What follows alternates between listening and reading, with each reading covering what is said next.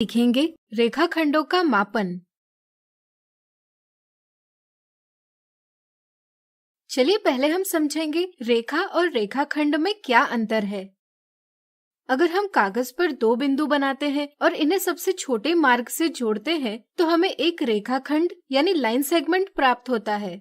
रेखाखंड के दो बिंदुओं के बीच की दूरी को हम उसकी लंबाई कहते हैं। किसी भी रेखाखंड की एक निश्चित लंबाई होती है। अगर हम रेखाखंड को दोनों ओर बिना किसी अंत के बढ़ाते चले जाएं, तो हमें एक रेखा प्राप्त होती है। चूंकि इसका कोई अंत नहीं होता, इसलिए हम कहते हैं कि रेखा की लंबाई ज्ञात नहीं की जा सकती। इस तरह से हम कह सकते हैं कि रेखाखंड रेखा का एक भाग है जिसकी लंबाई निश्चित होती है। इस वीडियो में हम सीखेंगे किसी रेखाखंड की लंबाई कैसे ज्ञात की जाती है। दो रेखाखंडों की तुलना करने की सबसे आसान विधि है देखकर तुलना करना। जैसे दिए चित्रों को देखिए, क्या आप बता सकते हैं कौन से चित्र में पेड़ों के बीच दूरी ज्यादा है? सोचिए सोचिए। बिल्कुल सही। देखकर यह बताया जा सकता है कि दूसरे चित्र में पेड़ों के बीच की दूरी अधिक है। मान लीजिए हम पेड़ों का स्थान बिंदु ए, बी, सी और डी से दर्शाते हैं और पेड़ों के बीच की दूरी रेखाखंड AB और रेखाखंड CD से दर्शाते हैं, तो इन रेखाखंडों को देखकर हम कह सकते हैं कि रेखाखंड CD रेखाखंड AB से बड़ा है। अब यहाँ देखिए, क्या आप बता सकते हैं यहाँ रेखाखंड AB और रेखाखंड PQ में कौन सा रेखाखंड बड़ा है? सोचिए सोचिए। यहाँ देखकर तुलना करना कठिन है क्योंकि हमें दोनों रेखाखंडों की लंबाई समान ही प्रतीत होती है। ऐसी कई स्थितियां होती है जब हम देखकर तुलना नहीं कर सकते। ऐसी स्थितियों में हम किसी साधन के उपयोग से तुलना कर सकते हैं। जैसे हम उंगली के सहारे यह देख सकते हैं कि कौन सा रेखाखंड बड़ा है। अगर रेखाखंड की लंबाई ज्यादा हो तो हम हथेली यानी पाम या हाथ के उपयोग से भी तुलना कर सकते हैं। लेकिन ऐसी विधियों से हम अधिक शुद्धता से रेखाखंड का माप नहीं ले सकते। इस कारण गलती होने की संभावनाएं अधिक होती है। अगर हम धागे का या अक्स कागज का प्रयोग करें तो हम अधिक शुद्धता से तुलना कर सकते हैं। जैसे हम एक धागा लेकर इसका एक सिरा A बिंदु पर रखेंगे और धागे में ढील न रखते हुए B बिंदु तक की दूरी मापेंगे। अगर हम धागे में ली गई दूरी को वैसा का वैसा रखकर इसकी तुलना रेखाखंड PQ की दूरी से करेंगे तो यहाँ हमें पता चलता है कि रेखाखंड AB रेखाखंड PQ से बड़ा है। इस तरह हम अक्स यानी ट्रेसिंग पेपर के उपयोग से भी रेखाखंड का माप ले सकते हैं। जैसे यहाँ हम एक अक्स कागज लेंगे और इसे रेखाखंड AB पर रखकर रेखाखंड AB का अक्स खींचेंगे। फिर इसे PQ पर रखकर देखेंगे कि इस अक्स की लंबाई रेखाखंड PQ से ज्यादा है या कम। ध्यान रहे, ऐसा करते समय हमें अक्स को PQ पर बराबर रूप से रखना जरूरी है। साथ में दोनों का कोई एक अंत बिंदु एक के ऊपर एक आना भी जरूरी है, क्योंकि ऐसा करने पर ही हम सही रूप से तुलना कर पाएंगे। इस तरह से अब हम कह सकते हैं कि रेखाखंड AB रेखाखंड PQ से बड़ा है। इस विधि को लेकर यह समस्या है कि अगर हमें कई सारे रेखाखंडों की तुलना करनी होगी तो इन सभी की तुलना करना कठिन होगा। ऐसी स्थिति में हम रूलर और डिवाइडर के उपयोग से तुलना करते हैं। आपके ज्यामिति के बॉक्स में आपने इन दो वस्तुओं को जरूर देखा होगा। इसे हम रूलर कहते हैं और इसे डिवाइडर। आप देख सकते हैं कि रूलर के दोनों ओर कुछ संख्याएं अंकित की गई है। इस ओर दूरी सेंटीमीटर में व्यक्त की है और इस ओर इंच में। इस वीडियो में हम सिर्फ सेंटीमीटर वाली दूरी की बात करेंगे। जैसा कि आप देख सकते हैं, यहाँ रूलर की दूरी को 15 बराबर भागों में विभाजित किया है। इनमें से प्रत्येक भाग 1 सेंटीमीटर है। इस तरह रूलर पर 0 सेंटीमीटर, 1 सेंटीमीटर, 2 सेंटीमीटर से लेकर 15 सेंटीमीटर दर्शाए गए हैं। इसी तरह प्रत्येक सेंटीमीटर दूरी भी 10 बराबर भागों में विभाजित की गई है। 1 सेंटीमीटर के 10 बराबर भागों में से एक भाग कहलाता है 1 मिलीमीटर, यानी कि हम कह सकते हैं कि 10 मिलीमीटर बराबर 1 सेंटीमीटर। अब हम रूलर के उपयोग से रेखाखंड की लंबाई का माप ले सकते हैं। किसी रेखाखंड की लंबाई मापने के लिए हम उसके एक बिंदु पर रूलर का 0 रखते हैं और रूलर को रेखाखंड के समानांतर रखकर ज्ञात करते हैं कि दूसरा बिंदु रूलर पर कहाँ आ रहा है। इस प्रकार हम यहाँ कह सकते हैं कि रेखाखंड AB बराबर 4.3 सेंटीमीटर है और रेखाखंड PQ बराबर 3.9 सेंटीमीटर है। अब हम कह सकते हैं कि AB PQ से बड़ा है। रूलर से रेखाखंड का माप लेते समय कुछ कठिनाइयां हमारे सम्मुख आ सकती है, जैसे अगर आंख चिन्ह के ठीक ऊपर न रखने से यानी कि तिरछा देखने से भी मापन में गलती हो सकती है। ऐसी गलतियों से बचने के लिए हम रूलर और डिवाइडर का प्रयोग करते हैं। मान लीजिए हमें रेखाखंड AB का माप लेना है। इसके लिए हम डिवाइडर को खोलकर इसकी एक भुजा का अंत बिंदु A पर और दूसरी भुजा का अंत बिंदु B पर रखते हैं। फिर हम डिवाइडर के फैलाव में बदलाव किए बिना इसकी एक भुजा का अंत बिंदु रूलर के 0 पर रखते हैं और ज्ञात करते हैं कि दूसरी भुजा का अंत बिंदु कौन से चिन्ह पर आता है। यह रेखाखंड की लंबाई होती है। जैसे यहाँ AB बराबर 4.3 सेंटीमीटर है, इसी प्रकार हम PQ बराबर 3.9 सेंटीमीटर भी पता कर लेंगे। इस विधि से किसी भी रेखाखंड की लंबाई माप सकते हैं और लंबाई के माप से रेखाखंडों की तुलना भी कर सकते हैं। तो आज हमने सीखा रेखाखंडों का मापन। अगले वीडियो में हम देखेंगे इनसे जुड़े कुछ मजेदार उदाहरण।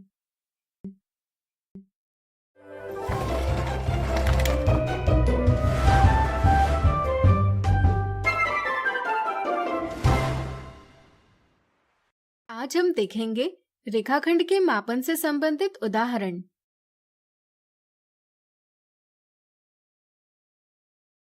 एक किरण पर A, B, C और D बिंदु इस प्रकार अंकित कीजिए कि रेखाखंड AB बराबर 3 सेंटीमीटर, रेखाखंड BC बराबर 4 सेंटीमीटर और रेखाखंड CD बराबर 5 सेंटीमीटर हो। किरण यानी रे ज्यामिति की वह आकृति है जो प्रारंभिक बिंदु से शुरू होकर अनंत तक बढ़ती जाती है। किरण पर बिंदु अंकित करने के लिए पहले हम एक किरण बनाएंगे। चूंकि किरण की लंबाई ज्ञात नहीं की जा सकती, इसलिए हम किसी भी लंबाई की किरण बना सकते हैं। यहाँ हम किरण का प्रारंभिक बिंदु A लेंगे। अब हमें इस पर रेखाखंड AB बराबर 3 सेंटीमीटर बनाना है। क्या आप बता सकते हैं यह हम कैसे करेंगे? सोचिए। चलिए हम बताते हैं। हम एक डिवाइडर और एक रूलर लेंगे। डिवाइडर को खोलकर इसकी एक भुजा का अंत बिंदु रूलर के 0 पर रखेंगे और रेखाखंड AB की लंबाई 3 सेंटीमीटर है, इसलिए हम इसकी दूसरी भुजा का अंत बिंदु 3 सेंटीमीटर पर रखते हैं। फिर हम डिवाइडर के फैलाव में बदलाव किए बिना इसकी एक भुजा का अंत बिंदु किरण के A पर रखेंगे और दूसरी भुजा का अंत बिंदु किरण पर जिस स्थान पर आएगा उसे बिंदु B से अंकित करेंगे। इस प्रकार हमने किरण पर बिंदु A और बिंदु B दर्शाए हैं। अब क्या आप इस पर बिंदु C दर्शा सकते हैं? सोचिए यह आप कैसे करेंगे? बिल्कुल सही। यहाँ BC बराबर 4 सेंटीमीटर है, इसलिए हम डिवाइडर में 4 सेंटीमीटर दूरी लेकर किरण के बिंदु B से 4 सेंटीमीटर दूरी का माप लेंगे। जहाँ यह माप आएगा वहाँ हम बिंदु C व्यक्त करेंगे। इसी तरह D को दर्शाने के लिए हम डिवाइडर में 5 सेंटीमीटर दूरी लेकर किरण के बिंदु C से 5 सेंटीमीटर दूरी का माप लेंगे। जहाँ यह माप आएगा वहाँ हम बिंदु D व्यक्त करेंगे। इस प्रकार हमने बिंदु A, B, C और D किरण पर व्यक्त कर लिए हैं। अगला उदाहरण, दिए चित्र को देखकर रेखाखंड AB का मध्य बिंदु ज्ञात कीजिए। यहाँ हमें रेखाखंड AB का मध्य बिंदु ज्ञात करना है। इसके लिए पहले हमें रेखाखंड AB की लंबाई ज्ञात करनी होगी। क्या आप दिए चित्र को देखकर रेखाखंड AB की लंबाई बता सकते हैं? प्रयास कीजिए। चलिए हम बताते हैं। यह शुरुआती बिंदु है 3 और अंतिम बिंदु है 7। 3 और 7 के बीच में 4 सेंटीमीटर की दूरी है, इसलिए हम कह सकते हैं कि रेखाखंड AB की लंबाई है 4 सेंटीमीटर। इसी को अलग प्रकार से भी कर सकते हैं। यहाँ बिंदु B 7 सेंटीमीटर के स्थान पर है और बिंदु A 3 सेंटीमीटर के स्थान पर है। दोनों बिंदुओं में दूरी ज्ञात करने के लिए हम 7 सेंटीमीटर से 3 सेंटीमीटर का व्यवकलन करेंगे। इससे हमें परिणाम प्राप्त होगा 4 सेंटीमीटर, जो कि AB की लंबाई है। AB का मध्य बिंदु वह स्थान होगा जिसकी A और B से समान दूरी होगी, यानी कि मध्य बिंदु ज्ञात करने के लिए हमें प्राप्त लंबाई 4 सेंटीमीटर को 2 से विभाजित करना होगा। विभाजन का परिणाम आएगा 2 सेंटीमीटर। मध्य बिंदु ज्ञात करने के लिए हम A के दाईं ओर 2 सेंटीमीटर मापेंगे, जिससे हम पहुंच जाएंगे 5 सेंटीमीटर पर। इसे हम P से दर्शाएंगे। यह AB का मध्य बिंदु है। मध्य बिंदु ज्ञात करने के लिए हम B के बाईं ओर 2 सेंटीमीटर भी चल सकते हैं। इससे भी हम उसी स्थान पर पहुंच जाएंगे। इस तरह से हमने AB का मध्य बिंदु P प्राप्त कर लिया है। चलिए अब आप इस प्रश्न को खुद हल करने का प्रयास करें। इस गिलहरी को दानों तक जल्द से जल्द पहुंचना है तो उसे कौन से रास्ते का प्रयोग करना होगा?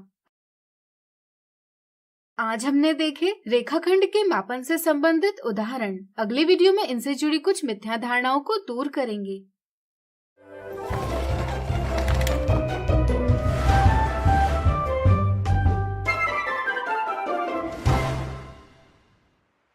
आज हम देखेंगे रेखाखंड के मापन से संबंधित मिथ्या धारणाएं।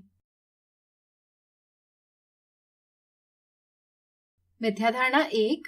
सुनील ने एक रेखाखंड खींचा। रेखाखंड की लंबाई मापने के लिए उसने आंख को चिन्ह के ऊपर रखा और रेखाखंड की लंबाई 5.5 सेंटीमीटर प्राप्त की। उसके दाईं ओर बैठे राकेश ने इसकी लंबाई 5.4 सेंटीमीटर प्राप्त की। इसी तरह उसके बाईं ओर बैठे हर्ष ने रेखाखंड की लंबाई 5.6 सेंटीमीटर प्राप्त की। ज्ञात कीजिए तीनों में सही जवाब किसने प्राप्त किया? जब भी हमें किसी रेखाखंड की लंबाई ज्ञात करनी हो तब हम रूलर को ठीक रूप से रखकर माप लेते हैं। माप लेते समय यह आवश्यक है कि आंख चिन्ह के ठीक ऊपर होनी चाहिए। रेखाखंड की लंबाई मापने के लिए यहाँ सुनील ने आंख चिन्ह के ठीक ऊपर रखी है, इसलिए उसे सही लंबाई प्राप्त हुई है 5.5 सेंटीमीटर। राकेश और हर्ष क्रमशः सुनील के दाएं और बाएं ओर होने के कारण उनके आंख की स्थिति रूलर के चिन्ह के ठीक ऊपर नहीं है, इसलिए राकेश को 5.4 सेंटीमीटर और हर्ष को 5.6 सेंटीमीटर लंबाई प्राप्त हुई है, जो कि गलत माप है। इसलिए ध्यान रहे किसी रेखाखंड की लंबाई मापते समय आंख चिन्ह के ठीक ऊपर होनी चाहिए। इसलिए दिए सवाल का सही जवाब है ऑप्शन 1, जबकि ऑप्शन 2 और ऑप्शन 3 गलत जवाब है। मिथ्या धारणा 2। क्या एक टूटी रूलर से किसी रेखाखंड की लंबाई ज्ञात की जा सकती है? कुछ बच्चों की यह समझ बन जाती है कि रेखाखंड की लंबाई सिर्फ 0 से ही मापी जा सकती है। अगर रूलर टूटी हुई हो तो रेखाखंड की लंबाई नहीं मापी जा सकती। इस समझ के साथ वे ऑप्शन 1 यह गलत जवाब देते हैं, जबकि सही समझ यह है कि हम टूटी रूलर से भी किसी रेखाखंड की लंबाई ज्ञात कर सकते हैं। जैसे यहाँ अगर हम बिंदु A को 4 सेंटीमीटर पर रखेंगे तो बिंदु B 11 सेंटीमीटर पर आएगा। अब हम रेखाखंड की लंबाई 11 सेंटीमीटर ऋण 4 सेंटीमीटर बराबर 7 सेंटीमीटर ज्ञात कर सकते हैं। सोचिए ऐसा हम क्यों कर सकते हैं? चलिए हम बताते हैं। क्योंकि यहाँ हम 4 को 0 मान रहे हैं, इसलिए 4 के आगे लिखी प्रत्येक संख्या 4 से घट जाएगी। इसलिए सही जवाब ऑप्शन दूसरा है। कभी कभी बच्चे टूटी रूलर से लंबाई ज्ञात करते समय बच्चे प्रारंभिक बिंदु पर लिखी संख्या को अंतिम बिंदु पर लिखी संख्या से घटाना भूल जाते हैं और जवाब देते हैं 11 सेंटीमीटर, लेकिन यह गलत समझ है। हमें यहाँ 11 सेंटीमीटर से 4 सेंटीमीटर को घटाना आवश्यक है, जिससे हमें सही परिणाम प्राप्त होता है 7 सेंटीमीटर। तो आज हमने देखी रेखाखंड के मापन से संबंधित मिथ्या धारणाएं।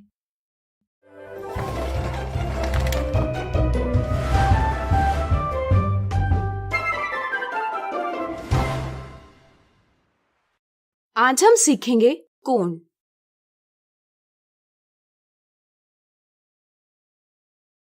कोण यानी एंगल शब्द का उदय लैटिन भाषा के शब्द एंगुलस से हुआ है, जिसका अर्थ होता है कोना यानी कॉर्नर। जैसे घड़ी के 2 कांटे कोना बनाते हैं, हम कहते हैं कि घड़ी के कांटे कोण बना रहे हैं। इस तरह से हम कोण कई स्थितियों में देखते हैं, जैसे कैंची की भुजाएं आपस में कोण बनाती हैं, टेबल के किनारे कोण बनाती हैं, इत्यादि। तो चलिए जानते हैं कोण क्या होते हैं।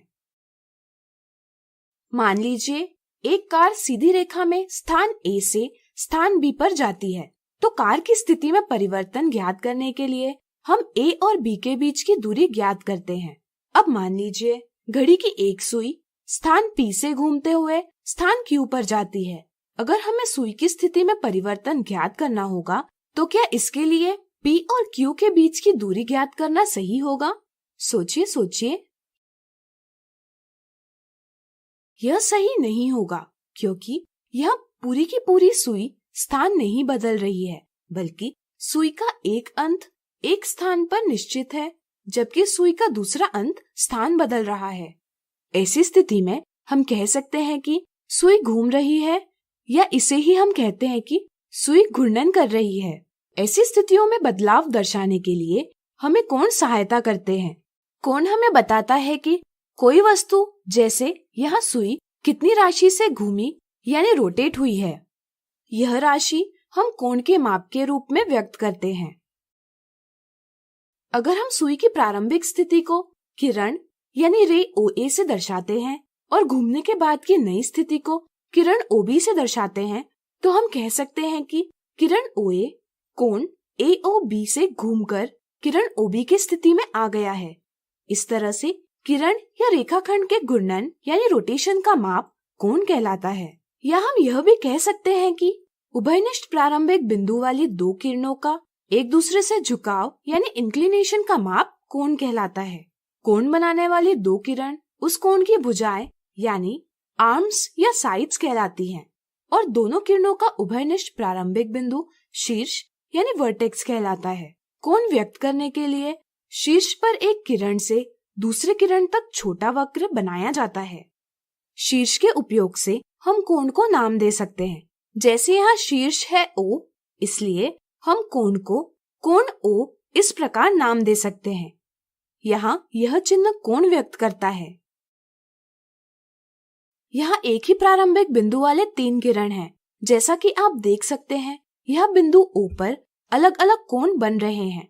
ऐसी स्थिति में हम तीनों को कोण O से नहीं दर्शा सकते क्योंकि वे अलग अलग हैं। ऐसी स्थिति में हम प्रत्येक किरण पर एक बिंदु लेते हैं। जैसे यहाँ हम तीनों किरणों पर क्रमशः बिंदु A, बिंदु B और बिंदु C लेंगे और फिर शीर्ष और इन बिंदुओं के उपयोग से अब हम विशिष्ट कोण को नाम दे पाएंगे। जैसे किरण OA और किरण OB के बीच बनने वाले कोण को हम नाम देंगे कोण AOB, या इसे ही हम कोण BOA इस प्रकार भी नाम दे सकते हैं। किसी भी कोण को नाम देते समय प्रतिबंध यह है कि शीर्ष का अक्षर बीच में दर्शाना आवश्यक है।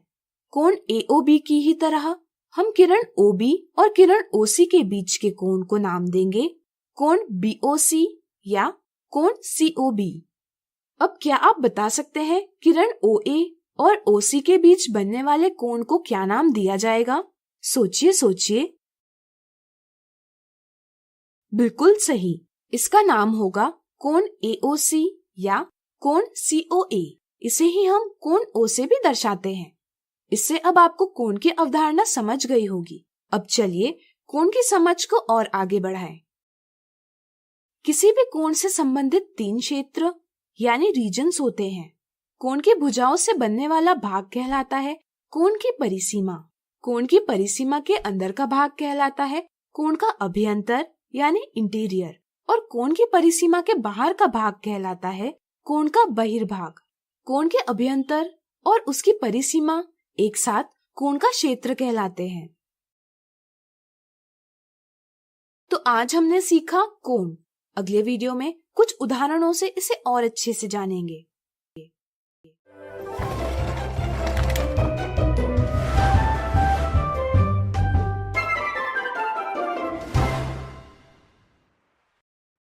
आज हम देखेंगे कोण से संबंधित कुछ उदाहरण।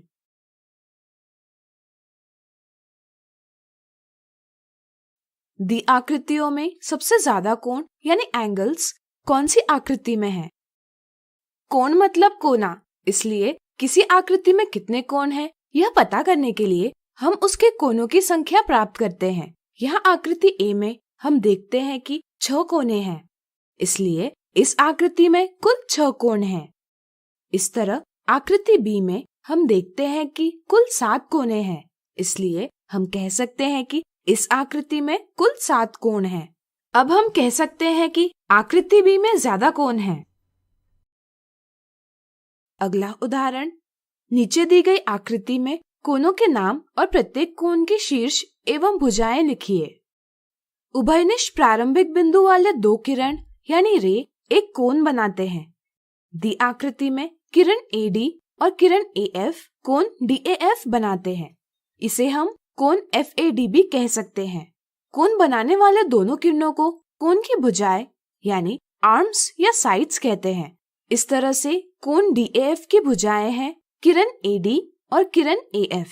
इसी प्रकार किरणों के उभयनिष्ठ प्रारंभिक बिंदु को कोण का शीर्ष यानी वर्टेक्स कहते हैं। इस तरह से कोण DAF का शीर्ष है बिंदु A। इस आकृति में किरण AF और किरण AE बनाते हैं कोण FAE या कोण EAF। इस कोण की भुजाएं हैं किरण AF और किरण AE और शीर्ष है बिंदु A। इस आकृति में एक और कोण है। क्या आप पता कर सकते हैं इस आकृति में कोण DAF और कोण FAE के अलावा और कौन सा कोण है? सोचिए सोचिए। बिल्कुल सही, इस आकृति में तीसरा कोण है कोण DAE या कोण EAD। इस कोण की भुजाएं हैं किरण AD और किरण AE और शीर्ष है बिंदु A। अगला उदाहरण, नीचे दी आकृति के उपयोग से ज्ञात कीजिए कोण AOC के परिसीमा पर कौन से बिंदु है। कोण AOC के अभ्यंतर में कौन से बिंदु है और कोण AOC के बहिर्भाग में कौन से बिंदु है। पिछले वीडियो में हमने जाना कि कोण की भुजाओं से बनने वाला भाग कहलाता है कोण की परिसीमा यानी बाउंड्री। कोण की परिसीमा के अंदर का भाग कहलाता है कोण का अभ्यंतर यानी इंटीरियर और कोण की सीमा के बाहर का भाग कहलाता है कोण का बहिर्भाग यानी एक्सटीरियर। इस समझ के आधार पर चलिए दिए सवालों को हल करें। जैसा कि आप देख सकते हैं दी आकृति में कोण की भुजाओं पर बिंदु A, बिंदु O, बिंदु F और बिंदु C है। इसलिए हम कह सकते हैं कि ये सभी बिंदु कोण की परिसीमा पर है। क्या आप बता पाएंगे कि कोण के अभ्यंतर में कौन से बिंदु है? सोचिए सोचिए। चलिए हम बताते हैं। यह बिंदु E बिंदु B के साथ बिंदु G भी कोण के अभ्यंतर में है। क्या आप बता सकते हैं क्यों हम कहते हैं कि बिंदु G कोण के अभ्यंतर में है? चलिए हम बताते हैं। क्योंकि कोण की भुजाएं किरणों से बनती हैं। किरण एक बिंदु से शुरू तो होते हैं लेकिन इनका कोई अंत नहीं होता। इस तरह से हम किरणों को चाहे जितना बढ़ा सकते हैं। किरणों को बढ़ाने के साथ कोण का अभ्यंतर भी बड़ा हो जाएगा, यानी कि G भी कोण के अभ्यंतर में ही आएगा। इसी के साथ यह बिंदु D और बिंदु H कोण के बहिर्भाग में है। तो आज हमने देखे कोण से संबंधित कुछ उदाहरण। अगले वीडियो में हम देखेंगे इनसे जुड़ी कुछ मिथ्या धारणा और साधारण गलतियां।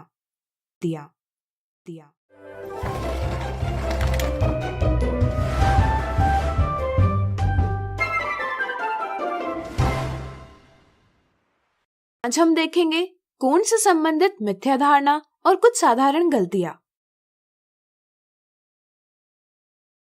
मिथ्या धारणा 1। नीचे दी आकृति में किरण यानी रे YX और किरण YZ द्वारा बनाए गए कोण यानी एंगल का नाम किस प्रकार नहीं लिखा जा सकता।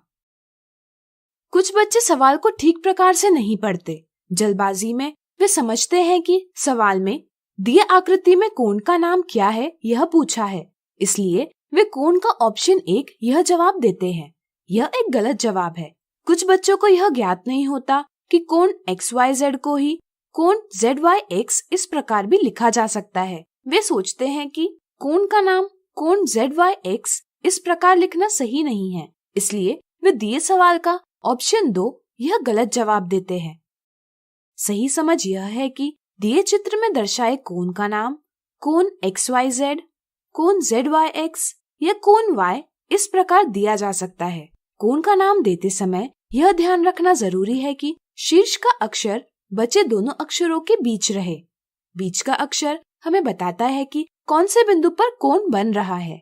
ऑप्शन 3 में अगर हम देखें तो बीच का अक्षर है Z, यानी कि इस ऑप्शन के अनुसार कोण बिंदु Z पर बन रहा है। लेकिन अगर हम आकृति को देखें तो कोण बिंदु Y पर बन रहा है, इसलिए कोण का नाम कोण XZY इस प्रकार नहीं लिखा जा सकता, यानी कि दिए सवाल का जवाब है ऑप्शन 3। अब चलिए जानते हैं कुछ साधारण गलतियां। अक्सर बच्चे कोण का नाम लिखते समय यह चिन्ह लिखना भूल जाते हैं या उसे लिखना जरूरी नहीं समझते, लेकिन यह एक गलत समझ है। कोण का नाम लिखते समय कोण का चिन्ह शुरुआत में लिखना अनिवार्य है। इस चिन्ह के उपयोग से यह समझ में आता है कि दिए अक्षर कोण का नाम है, इसलिए इस आकृति के कोण BAC या कोण CAB इस प्रकार लिखना सही है, जबकि BAC या CAB इस प्रकार लिखना गलत। अगर बच्चों को पूछा जाए कि दी आकृतियों में कौन सा कोण बड़ा है, तो वे किरणों की लंबाई के आधार पर पता करते हैं कि कौन सा कोण बड़ा है और कौन सा छोटा। जैसे यहाँ वे सोचते हैं कि कोण ABC कोण PQR से बड़ा है। इस गलती का कारण यह है कि वे कोण की अवधारणा को सही प्रकार से समझ नहीं पाते। कोण किरण या रेखाखंड के घूर्णन यानी रोटेशन का माप है, या हम कह सकते हैं कि कोण दो किरणों का एक दूसरे से झुकाव यानी इंक्लिनेशन व्यक्त करता है। दी आकृतियों को अगर हम एक दूसरे पर व्यवस्थित करें तो यह पता चलता है कि यहाँ पहली आकृति और दूसरी आकृति के किरणों का एक दूसरे से झुकाव समान है, इसलिए हम कह सकते हैं कि यह दोनों कोण बराबर है। अगर किसी आकृति में किरण पर एक से ज्यादा बिंदु है तो कोण का नाम लिखते समय 3 से ज्यादा अक्षरों का प्रयोग करना गलत है, यानी कि दी आकृति का नाम कोण ABCD या कोण DCBA इस प्रकार नहीं लिखा जा सकता।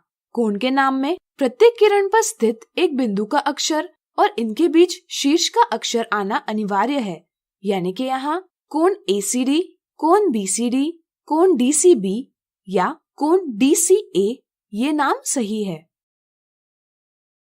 अगर 2 से अधिक किरणों का एक ही उभयनिष्ठ बिंदु होगा तो यहाँ सिर्फ एक अक्षर से नाम देना गलत है।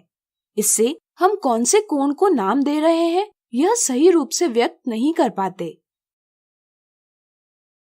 अगर कोण का नाम दिया हो तो कुछ बच्चे यह पता नहीं कर पाते कि कोण कौन से बिंदु पर बन रहा है। ध्यान रहे, अगर कोण का नाम है कोण ZMT तो बीच का अक्षर M कोण के शीर्ष को दर्शाता है, यानी कि यह हमें बताता है कि कोण M पर बनेगा। तो अब आपके कोण से संबंधित कई मिथ्या धारणाएं दूर हुई होगी। इस प्रकार आज हमने देखी कोण से संबंधित मिथ्या धारणा और कुछ साधारण गलतियां।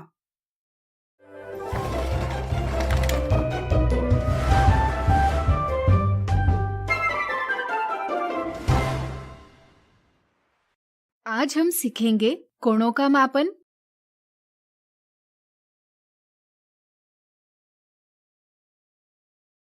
पिछले अध्याय में हमने सीखा एक ही बिंदु से शुरू होने वाली दो किरण आपस में कोण यानी एंगल बनाती है। क्या सभी कोण एक जैसे होते हैं? सोचिए सोचिए। नहीं। हम देखते हैं कि दीवार और फर्श के बीच बनने वाला कोण सीढ़ी और दीवार के बीच बनने वाले कोण या सीढ़ी और फर्श के बीच बनने वाले कोण से अलग होता है। अगर घड़ी में हम एक सुई निश्चित स्थान पर रखें और दूसरी सुई को घुमाएं तो हमें अलग अलग कोण प्राप्त होते हैं। कोण की अवधारणा को समझने के लिए हम इन कोणों को वर्गीकृत करते हैं।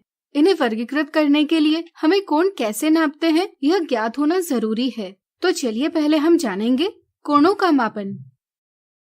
आपने अपने ज्यामिति बॉक्स में यह वस्तु जरूर देखी होगी। क्या बता सकते हैं इसे क्या कहते हैं एवं इसका उपयोग क्या है? सोचिए सोचिए। चलिए हम बताते हैं। इसे हम चांदा यानी प्रोट्रैक्टर कहते हैं। इसका उपयोग हम कोण को मापने के लिए करते हैं। इसके वक्रीय किनारे यानी एज को 180 बराबर भागों में विभाजित किया हुआ होता है, जहाँ प्रत्येक भाग 1 अंश यानी डिग्री कहलाता है। मापन है तो इस पर बाईं और दाईं दोनों ओर से 0 से 180 तक चिन्ह अंकित किए होते हैं।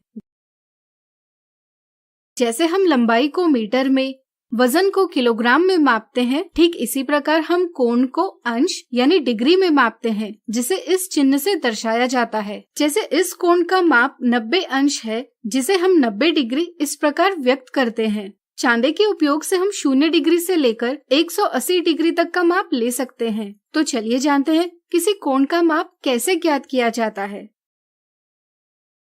यहाँ देखिए, यहाँ किरण QP और किरण QR एक ही उभयनिष्ठ प्रारंभिक बिंदु Q से निकलते हुए कोण PQR बना रही है। यहाँ बिंदु Q कोण PQR का शीर्ष यानी वर्टेक्स है। इसी तरह किरण PQ और किरण QR कोण PQR की भुजाएं।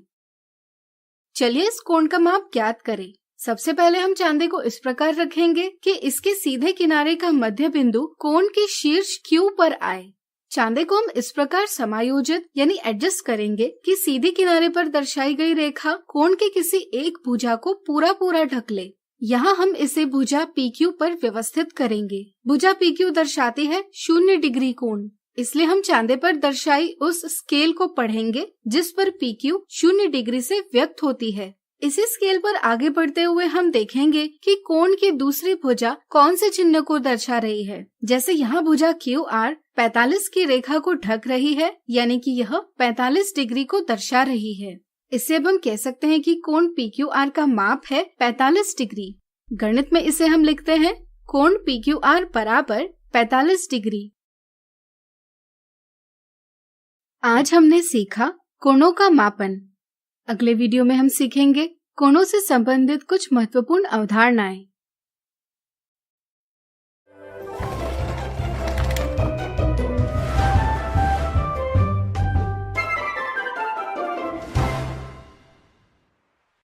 आज हम सीखेंगे ज्यामिति से संबंधित निम्नलिखित अवधारणाएं।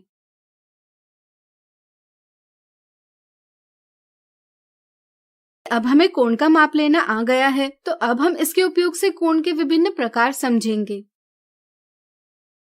यहाँ एक घड़ी दर्शाई गई है जिसमें एक सुई 12 पर है और दूसरी सुई 3 पर है। अगर हम इन दोनों सुइयों में कोण का माप लेंगे तो हमें 90 डिग्री का कोण प्राप्त होता है। अगर किसी कोण का माप 90 डिग्री होगा तो इसे हम एक समकोण यानी राइट एंगल कहते हैं। अगर आप दिशाओं के बारे में ठीक रूप से जानते होंगे तो आपको यह समझना कठिन नहीं कि पूर्व और उत्तर दिशा एक दूसरे से 90 डिग्री का कोण यानी समकोण बनाती है। इसी प्रकार उत्तर और पश्चिम, पश्चिम और दक्षिण, दक्षिण और पूर्व इत्यादि दिशाएं भी एक दूसरे से 90 डिग्री का कोण यानी समकोण बनाती है। किसी एक आयत यानी रेक्टेंगल के सभी कोणों का माप ज्ञात कीजिए। क्या आयत के सभी कोण समकोण होते हैं? स्वयं पता करने की कोशिश कीजिए। अब मान लीजिए हम 12 पर स्थित सुई को सरकाते हुए 1 पर ले जाते हैं, तो अब एक सुई 3 पर है और दूसरी 1 पर है। सोचिए क्या दोनों सुइयों में बनने वाला कोण समकोण है? बिल्कुल सही, यह कोण समकोण से छोटा है। अगर किसी कोण का माप 90 डिग्री से छोटा हो तो वह कोण समकोण से छोटा होता है। ऐसे कोण को हम न्यून कोण यानी एक्यूट एंगल कहते हैं। उदाहरण के तौर पर केक के इस टुकड़े में यहाँ न्यून कोण बन रहा है। इसी तरह आप न्यून कोण दर्शाई गई स्थितियों में भी देख सकते हैं। अब आप स्वयं ज्ञात करने की कोशिश कीजिए कि जब आप किसी पेड़ के उच्चतम भाग या इमारत की छत को देखते हैं तो आप कौन सा कोण बनाते हैं। अब यहाँ देखिए, यहाँ घड़ी की दोनों सुइयां एक दूसरे से विपरीत दिशाओं में हैं। यहाँ हम कह सकते हैं कि घड़ी की दोनों सुइयां एक रेखा में हैं। ऐसी स्थिति में अगर हम दोनों सुइयों में कोण का माप लेंगे तो हमें माप प्राप्त होगा 180 डिग्री। ऐसे कोण को हम एक ऋजु कोण यानी स्ट्रेट एंगल कहते हैं। क्या हम ऋजु कोण और समकोण में कोई संबंध प्रस्थापित कर सकते हैं?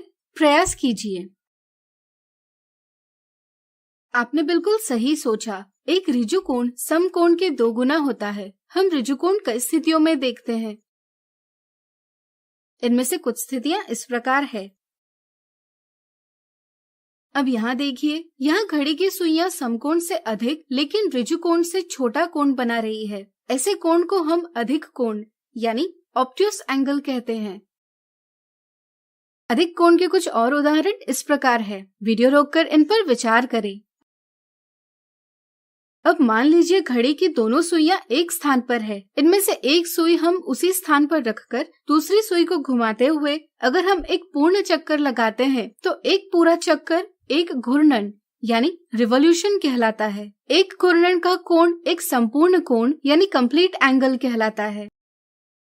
यहाँ हम देख सकते हैं कि एक पूरा चक्कर लगाने के लिए सुई 12 से 6 पर आती है यानी कि 180 डिग्री का कोण बनाती है। इसी प्रकार वो फिर से 6 से 12 पर आती है यानी कि फिर से 180 डिग्री का कोण बनाती है। इसलिए हम कह सकते हैं कि एक पूर्ण घूर्णन के दौरान 180 डिग्री धन 180 डिग्री बराबर 360 डिग्री का कोण बनता है।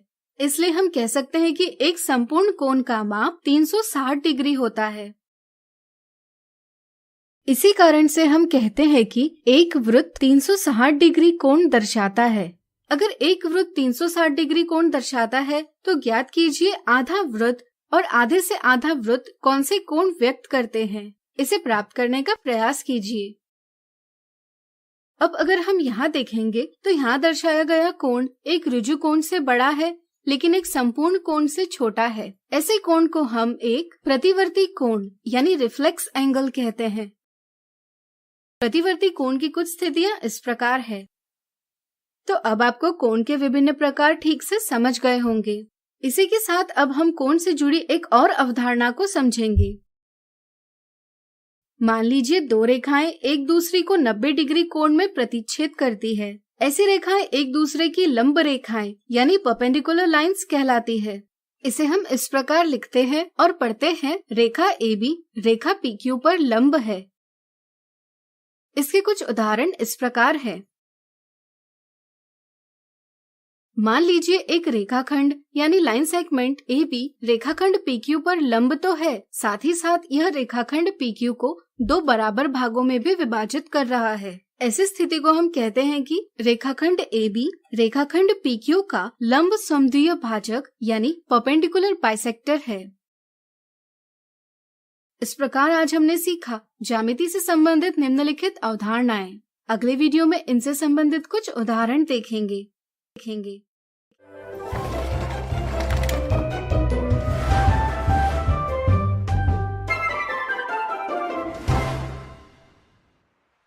आज हम देखेंगे ज्यामिति के निम्नलिखित अवधारणाओं के उदाहरण।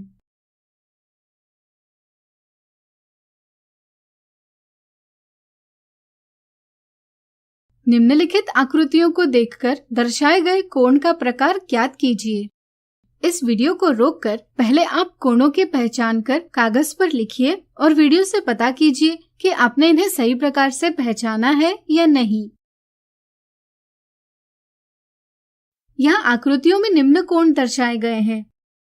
पहली आकृति में न्यून कोण यानी एक्यूट एंगल, दूसरी आकृति में अधिक कोण यानी ऑब्ट्यूस एंगल, तीसरी आकृति में न्यून कोण, चौथी आकृति में संपूर्ण कोण यानी कंप्लीट एंगल, पांचवी आकृति में समकोण यानी राइट एंगल और छठवीं आकृति में प्रतिवर्ती कोण यानी रिफ्लेक्स एंगल।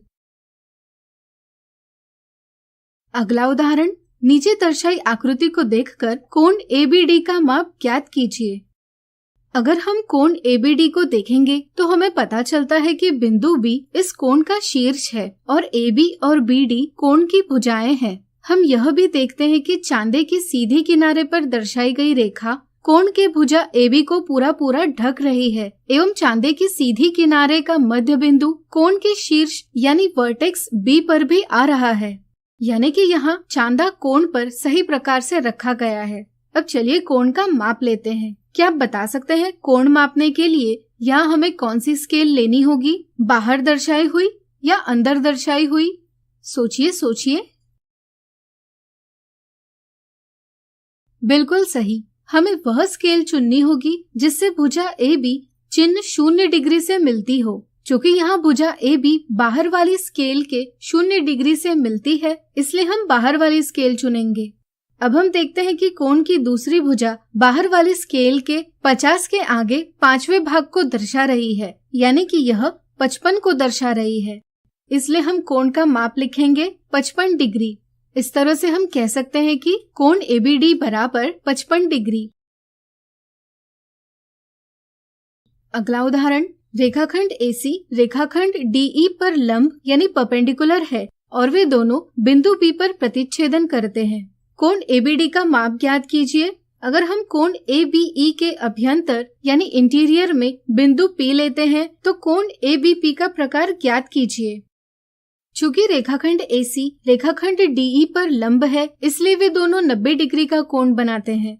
चूँकि वे दोनों बिंदु B पर प्रतिच्छेदन करते हैं, इसलिए हम कह सकते हैं कि कोण ABD बराबर 90 डिग्री है। इसी प्रकार यहाँ कोण ABE भी 90 डिग्री है। चूंकि P बिंदु कोण ABE के अभ्यंतर में है, इसलिए कोण ABP का माप 90 डिग्री से कम होगा।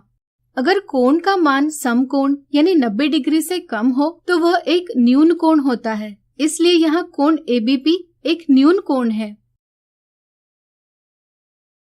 आज हमने देखे ज्यामिति की निम्नलिखित अवधारणाओं के उदाहरण। अगले वीडियो में इनसे संबंधित कुछ साधारण गलतियां और घूर्णन की दिशा की समझ बनाएंगे।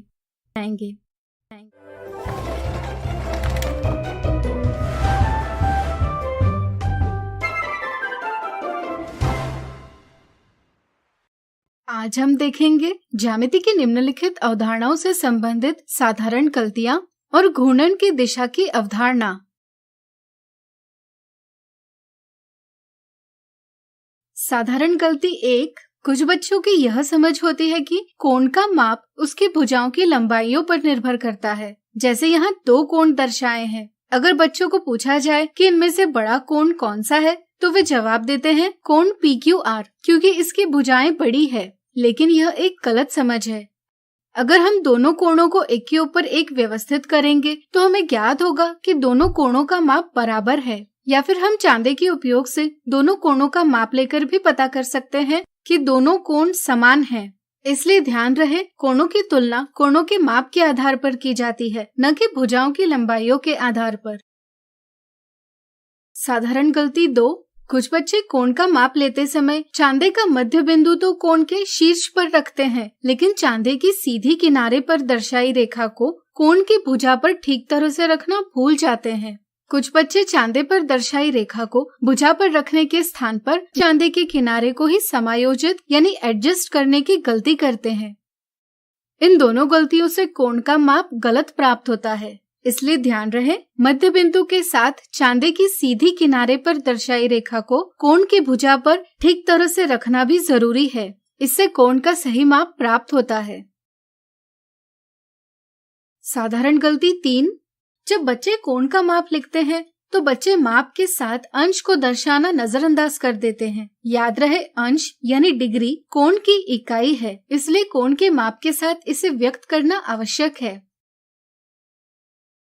साधारण गलती 4, कुछ बच्चों को न्यून कोण यानी एक्यूट एंगल और अधिक कोण यानी ऑब्ट्यूस एंगल के नामों में उलझन होती है, जिसके कारण वे कोण पहचानने में गलतियां करते हैं। जैसे यहाँ 2 कोण दिए हैं, बच्चे इसे न्यून कोण और इसे अधिक कोण समझ लेते हैं, जबकि यह अधिक कोण और यह न्यून कोण है। पता करने के लिए हम कोण की तुलना समकोण से करते हैं। अगर कोण समकोण से छोटा हो तो वह न्यून कोण होता है।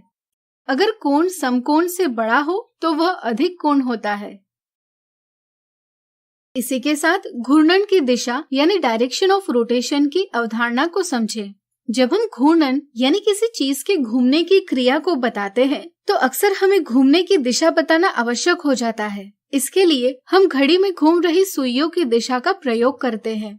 घड़ी की सुइयां एक ही दिशा में घूमती है। जिस दिशा में वे घूमती है हम उसे घड़ी की दिशा यानी क्लॉकवाइज डायरेक्शन से जानते हैं, और इसकी विपरीत दिशा को हम वामवर्त दिशा यानी एंटी क्लॉकवाइज डायरेक्शन कहते हैं। इसके उपयोग से हम किसी वस्तु के घूर्णन की दिशा को बताते हैं। जैसे यहाँ यह वस्तु घड़ी की दिशा में घूम रही है, जबकि यह वस्तु वामवर्त दिशा में घूम रही है। इस आधार पर क्या आप बता सकते हैं, अगर घड़ी की सुई 6 पर हो और वह घड़ी की दिशा में 90 डिग्री से घूर्णन करती है तो वह कौन से चिन्ह पर होगी? अगर घड़ी की सुई 6 पर हो और वह वामवर्त दिशा में 90 डिग्री से घूर्णन करती है तो वह कौन से चिन्ह पर होगी? इन सवालों को हल करने का प्रयास कीजिए। तो आज हमने देखी ज्यामिति की निम्नलिखित अवधारणाओं से संबंधित साधारण गलतियां और घूर्णन की दिशा की अवधारणा।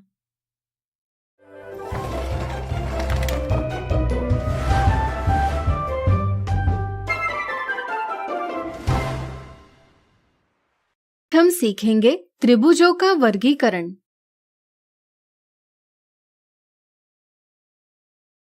चलिए इस वीडियो की शुरुआत एक मजेदार सवाल से करें। यहाँ कुछ आकृतियां दी है, क्या आप इनमें से त्रिभुज यानी ट्रायंगल कौन से है यह पहचान सकते हैं? वीडियो रोककर प्रयास कीजिए। क्या आपने आकृति ई को चुना? यदि चुना होगा तो बधाई हो, आपने त्रिभुज की सही पहचान की है। त्रिभुज के पहचान सही प्रकार से करने के लिए हमें उसकी अवधारणा को सही प्रकार से समझना आवश्यक है। त्रिभुज यह शब्द बना है त्रि जमा भुज से, जिसका अर्थ है ऐसी आकृति जो 3 भुजाओं से बनी है। इसलिए हम कह सकते हैं कि ऐसी आकृति जो 3 भुजाओं से बनी हो एक त्रिभुज कहलाती है। दी आकृतियों में सिर्फ ई ही ऐसी आकृति है जो 3 भुजाओं से बनी है, इसलिए सिर्फ यही एक त्रिभुज है। 3 भुजाओं के साथ साथ एक त्रिभुज में 3 कोण भी होते हैं। अलग अलग त्रिभुज में हम देखते हैं कि भुजाओं एवं कोण के माप अलग अलग होते हैं। त्रिभुजों को अच्छे से समझने के लिए हम इनको भुजाओं के आधार पर एवं कोणों के आधार पर वर्गीकृत करते हैं। तो चलिए पहले हम सीखेंगे भुजाओं के आधार पर त्रिभुज का वर्गीकरण। इस त्रिभुज को देखिए, अगर हम इसकी तीनों भुजाओं का माप लेते हैं तो हमें पता चलेगा कि इसकी तीनों भुजाएं बराबर नहीं है। ऐसा त्रिभुज जिसकी तीनों भुजाएं बराबर न हो एक विषम बाहु त्रिभुज यानी स्केलिन ट्रायंगल कहलाता है। अगर हम इसके कोणों के माप लेंगे तो हमें पता चलेगा कि इसके कोण भी बराबर नहीं है। इस तरह से हम कह सकते हैं कि यदि किसी त्रिभुज की तीनों भुजाएं बराबर नहीं है तो उसके तीनों कोण भी बराबर नहीं होते। अब इस त्रिभुज को देखिए, अगर हम इसकी भुजाओं का माप लेते हैं तो हमें पता चलता है कि इसकी 2 भुजाएं बराबर है, जबकि तीसरी भुजा इन दोनों के बराबर नहीं है। ऐसा त्रिभुज जिसकी कोई 2 भुजाएं बराबर हो वह एक समद्विय बाहु त्रिभुज यानी आइसोसेलेस ट्रायंगल कहलाता है। अगर हम इसके कोणों का माप लेते हैं तो हमें ज्ञात होगा कि बराबर भुजाओं के सम्मुख स्थित कोण भी बराबर होते हैं, यानी कि समद्विय बाहु त्रिभुज के 2 भुजाएं और 2 कोण बराबर होते हैं। अब इस त्रिभुज को देखिए, इस त्रिभुज का माप लेने पर हमें पता चलता है कि इसकी सभी 3 भुजाएं बराबर है। ऐसा त्रिभुज जिसकी तीनों भुजाएं बराबर हो वह एक समबाहु त्रिभुज यानी इक्विलैटरल ट्रायंगल कहलाता है। अगर हम इसके कोणों का माप ले तो हमें ज्ञात होगा कि ऐसे त्रिभुज के सभी कोण भी बराबर होते हैं, यानी कि समबाहु त्रिभुज की सभी भुजाएं और सभी कोण बराबर होते हैं। अब चलिए देखते हैं कोण के आधार पर त्रिभुजों का वर्गीकरण कैसे किया जाता है। यहाँ 3 त्रिभुज दिए गए हैं। इनके कोणों को देखकर क्या आप इनमें से कोई अंतर ढूंढ सकते हैं? प्रयास कीजिए। अगर हम त्रिभुज एबीसी को देखें तो इसमें सभी कोण न्यून कोण यानी एक्यूट एंगल है। अगर हम त्रिभुज पीक्यूआर को देखें तो इसमें 2 न्यून कोण हैं, लेकिन एक सम कोण यानी राइट एंगल है। इसी तरह त्रिभुज एलएमएन में हम देखते हैं कि 2 न्यून कोण हैं, लेकिन एक अधिक कोण यानी ऑब्ट्यूस एंगल है। इस समझ के साथ हम त्रिभुजों को निम्न प्रकार से वर्गीकृत कर सकते हैं। वे त्रिभुज जिनके सभी कोण न्यून कोण होते हैं कहलाते हैं न्यून कोण त्रिभुज यानी एक्यूट एंगल्ड ट्रायंगल। वे त्रिभुज जिनमें एक समकोण होता है एक समकोण त्रिभुज यानी राइट एंगल्ड ट्रायंगल कहलाता है। ध्यान रहे, समकोण त्रिभुज का समकोण इस प्रकार दर्शाया जाता है। इसलिए अगर किसी त्रिभुज में कोई एक कोण इस प्रकार दिया हो तो आप आसानी से ज्ञात कर सकते हैं कि वह त्रिभुज एक समकोण त्रिभुज है। इसी प्रकार वे त्रिभुज जिनमें एक कोण अधिक कोण हो तो वह एक अधिक कोण त्रिभुज यानी ऑब्ट्यूस एंगल ट्रायंगल कहलाता है। आज हमने सीखा त्रिभुजों का वर्गीकरण। अगले वीडियो में हम सीखेंगे इनसे संबंधित कुछ उदाहरण।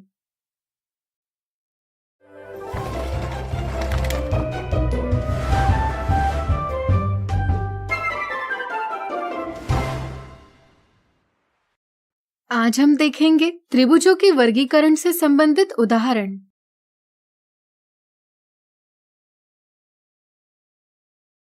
दर्शाए गए त्रिभुजों को देखकर इनका भुजाओं के आधार पर और कोणों के आधार पर नाम ज्ञात कीजिए। दिशा दर्शक फलक, दीवार और सीढ़ी।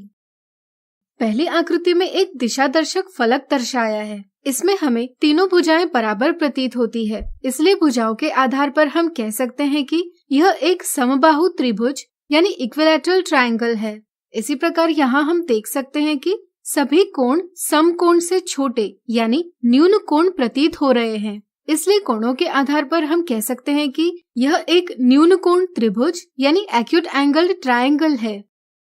दूसरी आकृति में एक सीढ़ी दीवार और भूमि के साथ एक त्रिभुज बना रही है। हम जानते हैं कि दीवार भूमि के साथ समकोण बनाती है। इस तरह से हम कह सकते हैं कि इस त्रिभुज में एक समकोण है, इसलिए कोणों के आधार पर इसे हम समकोण त्रिभुज यानी राइट एंगल ट्रायंगल कह सकते हैं। लेकिन अगर हम देखेंगे तो इस त्रिभुज की कोई भी भुजा बराबर नहीं है, इसलिए भुजा के आधार पर हम इसे एक विषम बाहु त्रिभुज यानी स्केलिन ट्रायंगल कहेंगे। अगला उदाहरण, त्रिभुज के वर्णन के अनुसार भुजाओं के आधार पर त्रिभुज का प्रकार ज्ञात कीजिए। त्रिभुज XYZ के लिए दिए गए वर्णन से हमें यह ज्ञात होता है कि भुजा XY और भुजा YZ की लंबाई एक समान है, लेकिन तीसरी भुजा XZ की लंबाई अलग है। इसलिए हम इस त्रिभुज को समद्विबाहु त्रिभुज यानी आइसोसेलेस ट्रायंगल कहेंगे। त्रिभुज ABC के लिए दिए गए वर्णन से हमें यह ज्ञात होता है कि तीनों भुजाओं की लंबाई एक समान नहीं है, इसलिए ऐसे त्रिभुज को हम विषम बाहु त्रिभुज यानी स्केलिन ट्रायंगल कहेंगे। त्रिभुज PQR के लिए दिए गए वर्णन से हमें यह ज्ञात होता है कि तीनों ही भुजाओं की लंबाई एक समान है, इसलिए ऐसे त्रिभुज को हम समबाहु त्रिभुज कहेंगे।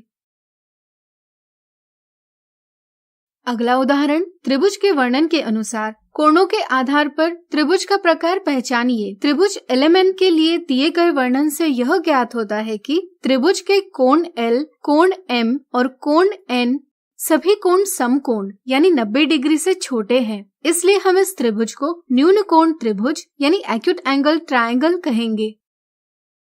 त्रिभुज IJK के लिए दिए गए वर्णन से यह ज्ञात होता है कि कोण J एक समकोण है। ऐसा त्रिभुज जिसमें एक समकोण हो उसे हम समकोण त्रिभुज कहते हैं, इसलिए कोण IJK एक समकोण त्रिभुज है। कोण UVW के लिए दिए गए वर्णन से यह ज्ञात होता है कि कोण V समकोण से बड़ा है, यानी कि यह एक अधिक कोण है, इसलिए हम इस त्रिभुज को अधिक कोण त्रिभुज यानी ऑब्ट्यूस एंगल ट्रायंगल कहेंगे। तो आज हमने देखे त्रिभुजों के वर्गीकरण से संबंधित उदाहरण। अगले वीडियो में देखेंगे इनसे जुड़ी कुछ मिथ्या धारणाएं।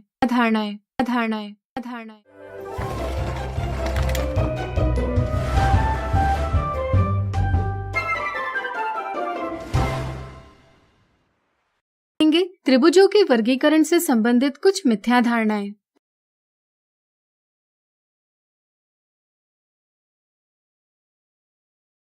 मिथ्या धारणा 1, दिए त्रिभुजों में कौन सा त्रिभुज समकोण त्रिभुज यानी राइट एंगल ट्रायंगल है? कई बार बच्चों को यह मिथ्या धारणा होती है कि समकोण त्रिभुज हमेशा सीधा यानी अपराइट होता है और उसकी एक भुजा सतह से समतल होती है। इस मिथ्या धारणा के चलते वे समझते हैं कि सिर्फ ऑप्शन 1 में दर्शाई गई आकृति एक समकोण त्रिभुज है, जबकि यह एक गलत समझ है। चूँकि समकोण त्रिभुज की अवधारणा यह है कि त्रिभुज का कोई भी एक कोण 90 डिग्री का हो यानी समकोण हो, वह त्रिभुज एक समकोण त्रिभुज होता है। यहाँ दूसरी आकृति में भी एक समकोण है, इसलिए हम कह सकते हैं कि दूसरी आकृति भी एक समकोण त्रिभुज है। इस तरह से दिए सवाल का सही जवाब है ऑप्शन दूसरा। ध्यान रहे, त्रिभुज किसी भी प्रकार से दर्शाया हुआ हो सकता है, लेकिन अगर उसका एक कोण समकोण हो तो वह त्रिभुज एक समकोण त्रिभुज कहलाएगा।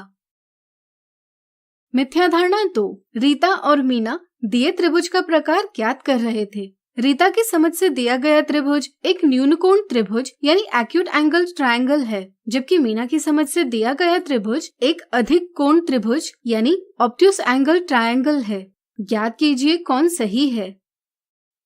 कई बार बच्चे त्रिभुज का प्रकार पहचानने में गलती करते हैं। कुछ बच्चे त्रिभुज में 2 जगह पर न्यून कोण यानी एक्यूट एंगल देखकर यह समझ लेते हैं कि यह एक न्यून कोण त्रिभुज है, इसलिए वे ऑप्शन 1 जवाब देते हैं, जो कि एक गलत जवाब है। इस प्रकार की गलतियां त्रिभुज के प्रकार और उनकी अवधारणाएं पता न होने के कारण होती है। कोण के आधार पर त्रिभुज का प्रकार पहचानने के लिए हम त्रिभुज के कोणों को देखते हैं। वे त्रिभुज जिनके सभी कोण न्यून कोण होते हैं कहलाते हैं न्यून कोण त्रिभुज।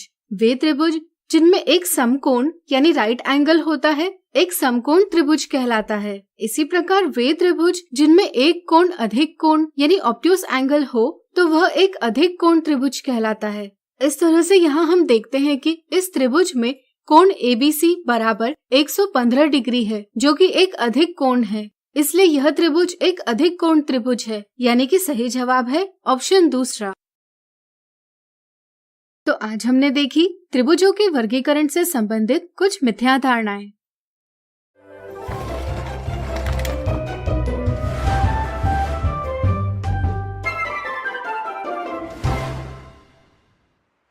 आज हम सीखेंगे चतुर्भुज के प्रकार और इनके गुण।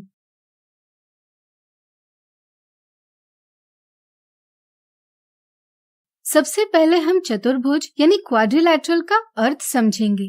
चतुर्भुज यह शब्द बना है चतु जमा भुज से। चतु से पता चलता है चार और भुज से पता चलता है भुजाएं। कोई भी आकृति अगर चार भुजाओं से बनी हो तो उसे हम एक चतुर्भुज कहते हैं। अब आप दी आकृतियों को देखिए, इनमें से एक आकृति चतुर्भुज नहीं है। क्या आप बता सकते हैं वह कौन सी है? सोचिए सोचिए। बिल्कुल सही, आकृति सी एक चतुर्भुज नहीं है। चलिए इसे हम नजरअंदाज करें। अगर हम इनमें से किसी भी चतुर्भुज को लेकर इसके चारों कोणों के माप को जोड़ेंगे तो हमें परिणाम प्राप्त होगा 360 डिग्री। यह प्रत्येक चतुर्भुज के लिए सत्य है, इसलिए हम कहते हैं कि चतुर्भुज के सभी कोणों का योग 360 डिग्री है। यह चतुर्भुज का एक महत्वपूर्ण गुण है। अब फिर से इन आकृतियों को देखिए। जैसा कि आप देख सकते हैं, यहाँ कई सारे चतुर्भुज है। इन्हें समझने के लिए हम इनका अलग अलग प्रकारों में वर्गीकरण करते हैं। तो चलिए चतुर्भुज के प्रकार जानें। आयत यानी रेक्टेंगल। माचिस की एक डिब्बी लीजिए और इसके किसी भी एक समतल सतह यानी फ्लैट सरफेस को देखिए। आपको एक चतुर्भुज दिखाई देगा। इसे कागज पर रखकर इसका आकार बना ले। अब चांदे के उपयोग से ज्ञात कीजिए कि इसके प्रत्येक कोण का माप क्या है। आपको सभी कोणों का माप 90 डिग्री प्राप्त होगा, यानी कि इस आकृति के सभी कोण समकोण यानी राइट एंगल है। इसी तरह अगर आप रूलर से सभी भुजाओं की लंबाई मापेंगे तो आपको यह ज्ञात होगा कि इस आकृति की सम्मुख भुजाएं यानी अपोजिट साइड्स बराबर है। इस आकृति में हम यह भी देख सकते हैं कि सम्मुख कोण यानी अपोजिट एंगल्स बराबर है एवं वे समकोण हैं। चूँकि सम्मुख भुजाओं के युग्मों में बराबर दूरी है, इसलिए हम यह भी कह सकते हैं कि इस आकृति की सम्मुख भुजाएं समांतर यानी पैरेलल है। अगर हम विकर्ण यानी डायगोनल बनाएं और इनकी लंबाई मापे तो हमें पता चलेगा कि इस आकृति के विकर्ण बराबर है, लेकिन वे एक दूसरे को 90 डिग्री में प्रतिच्छेद नहीं करते, यानी कि वे परस्पर लंब यानी परपेंडिकुलर नहीं हैं। इस आकृति को हम आयत कहते हैं। ऐसी आकृति जिसके सभी कोण समकोण होते हैं एवं सम्मुख भुजाएं बराबर होती है, एक आयत कहलाती है। अब चलिए समांतर चतुर्भुज यानी पैरेललोग्राम को जानें। माचिस के डिब्बे का ट्रे निकालिए और इसके खुले भाग को देखिए। आपको एक आयत दिखाई देगा। अब इसके किसी एक कोने पर दबाव दे जिससे कि सम्मुख भुजाएं पास आती प्रतीत हो। इससे खुले भाग का आकार बदल जाएगा। आइए इसकी भी आकृति कागज पर बना ले। अब यहाँ कोणों का माप 90 डिग्री नहीं रह जाएगा, बल्कि यह बदल जाएगा, लेकिन अब भी सम्मुख भुजाएं समांतर ही होंगी। ऐसा चतुर्भुज जिसकी सम्मुख भुजाएं समांतर है एक समांतर चतुर्भुज कहलाता है। सम्मुख भुजाएं समांतर होने के साथ साथ इनकी लंबाई भी बराबर होती है। इसी तरह समांतर चतुर्भुज के सम्मुख कोण भी बराबर होते हैं, लेकिन समांतर चतुर्भुज के विकर्ण बराबर नहीं होते और न ही वे परस्पर लंब होते हैं। अब चलिए समचतुर्भुज यानी रोम्बस को समझें। हमने देखा कि माचिस के डिब्बे का ट्रे निकालकर प्राप्त खुले भाग को किसी कोने पर दबाने से एक समांतर चतुर्भुज बनता है। हमने इसे एक कागज पर भी बनाया। सोचिए अगर खुले भाग की सभी भुजाएं बराबर होती तो क्या इस स्थिति में भी हमें एक समांतर चतुर्भुज ही मिलता? सोचिए सोचिए। हाँ, हमें एक समांतर चतुर्भुज ही मिलता है क्योंकि इसकी सम्मुख भुजाएं समांतर है। जैसा कि आप देख सकते हैं, यह जरूर एक समांतर चतुर्भुज है, लेकिन इसकी सभी भुजाएं भी बराबर है। एक समांतर चतुर्भुज जिसकी सभी भुजाएं बराबर है एक समचतुर्भुज कहलाता है। इसके अपने भी कुछ गुण हैं, जैसे इसकी सम्मुख भुजाएं समांतर तो है, साथ ही साथ वे बराबर भी है। अगर हम सभी कोणों का माप लेंगे तो हमें यह भी पता चलता है कि इसके सम्मुख कोण बराबर है। अगर हम इसके विकर्णों की बात करें तो यह पता चलता है कि समचतुर्भुज के विकर्ण बराबर नहीं होते, लेकिन वे एक दूसरे को 90 डिग्री में प्रतिच्छेद करते हैं, यानी कि वे परस्पर लंब होते हैं। अब चलिए वर्ग यानी स्क्वायर की बात करें। मान लीजिए हम एक आयताकार पन्ना लेते हैं। इसके किसी एक कोने को उसके सम्मुख भुजा पर इस प्रकार रखें कि छोटी भुजा बड़ी भुजा के ठीक ऊपर आए और एक समकोण त्रिभुज यानी राइट एंगल ट्रायंगल बने। अब समकोण त्रिभुज के बाहर का आयताकार भाग काट ले, फिर त्रिभुज का भाग खोल लीजिए। आपको एक चतुर्भुज प्राप्त होगा जो आयत से थोड़ा अलग है। एक रूलर लेकर इसके उपयोग से सभी भुजाओं की लंबाई मापे। क्या सभी भुजाओं की लंबाई समान है? हाँ, सभी भुजाओं की लंबाई समान होगी। इसी तरह अगर चांदे के उपयोग से प्रत्येक कोण का माप लेंगे तो आपको पता चलेगा कि सभी कोण 90 डिग्री है, यानी कि समकोण है। ऐसा चतुर्भुज जिसकी सभी भुजाएं बराबर है एवं सभी कोण समकोण है, एक वर्ग कहलाता है। अगर हम इसके विकर्णों का माप ले तो वे बराबर होते हैं, साथ ही साथ वे परस्पर लंब भी होते हैं, यानी कि 90 डिग्री में काटते हैं। वर्ग एक ऐसी आकृति है जो एक समांतर चतुर्भुज, आयत और साथ ही साथ एक समचतुर्भुज भी है। क्या आप इसका कारण पता कर सकते हैं? स्वयं प्रयास कीजिए। अब चलिए जानते हैं एक समलंब यानी ट्रेपेजियम क्या है। क्या आप ऐसा चतुर्भुज बना सकते हैं जिसकी सम्मुख भुजाओं का सिर्फ एक युग्म समांतर होगा? वीडियो रोककर प्रयास कीजिए। चलिए हम बताते हैं। दिए प्रतिबंध के साथ हम निम्न प्रकार से चतुर्भुज बना सकते हैं। ऐसा चतुर्भुज जिसकी सम्मुख भुजाओं का सिर्फ एक युग्म समांतर होगा उसे एक समलंब यानी ट्रेपेजियम कहा जाता है। तो आज हमने सीखा चतुर्भुज के प्रकार और इनके गुण। अगले वीडियो में हम देखेंगे चतुर्भुज के प्रकार और इनके गुणों से संबंधित कुछ उदाहरण।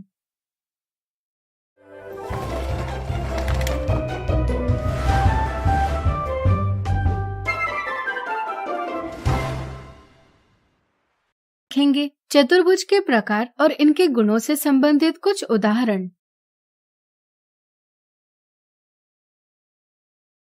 दिए गए चित्र देखकर चतुर्भुज यानी क्वाड्रिलेटरल का प्रकार पहचानिए। इस चित्र में हमें आयत यानी रेक्टेंगल का आभास होता है।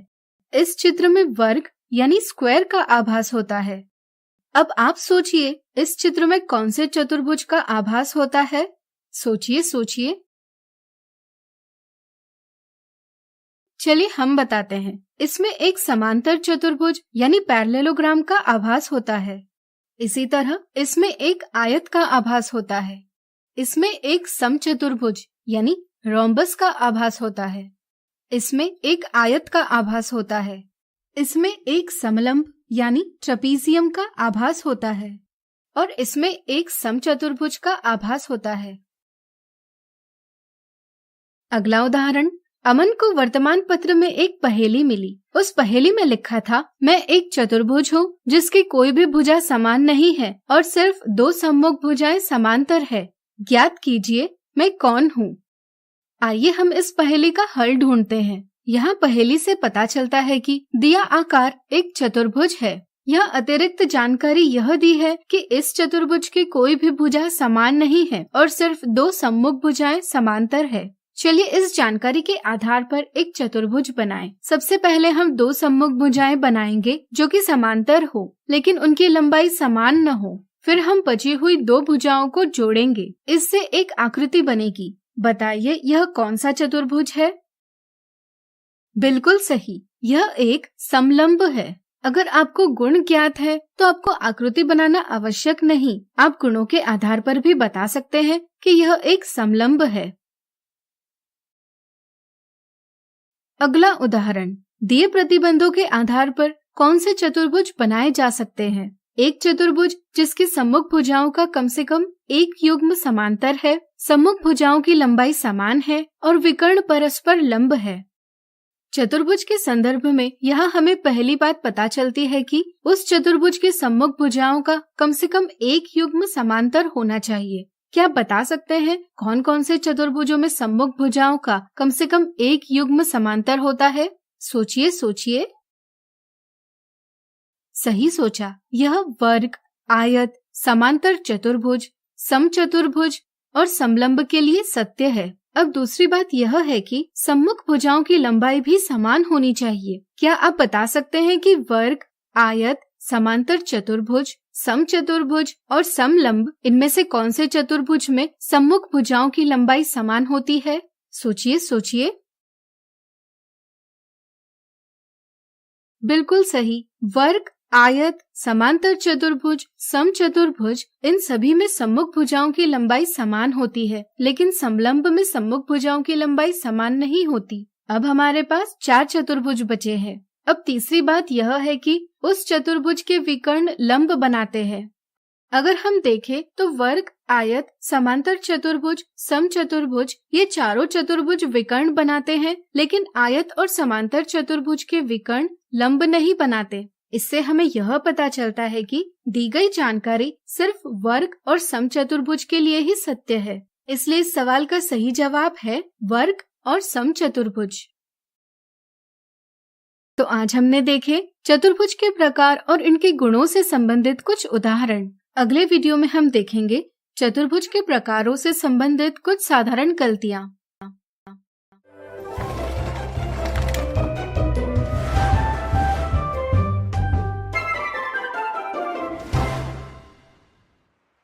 आज हम देखेंगे चतुर्भुज के प्रकारों से संबंधित कुछ साधारण गलतियां। साधारण गलती 1। कई बार बच्चों को आयत यानी रेक्टेंगल पहचानने में उलझन होती है। जैसे यहाँ एक चतुर्भुज यानी क्वाड्रिलेटरल दिया है। अक्सर बच्चे यह समझते हैं कि यह एक आयत नहीं है। इसका कारण यह है कि आयत अक्सर इस तरह से दर्शाया जाता है। बार बार इसी प्रकार दर्शाया हुआ देखने के कारण उनकी धारणा बन जाती है कि यदि चतुर्भुज इस प्रकार है तो वह एक आयत है, अन्यथा नहीं।